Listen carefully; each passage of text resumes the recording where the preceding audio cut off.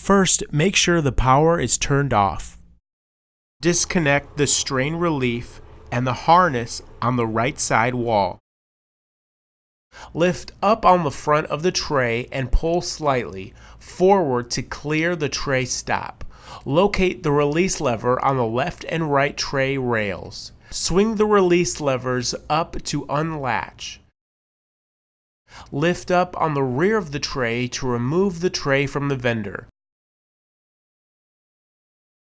To reinstall the food tray, slide it in along the rails.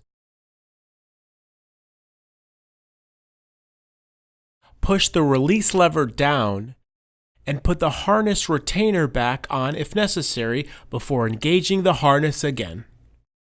The harness retaining clip prevents wear to the harness connection wires during repeated tray removals.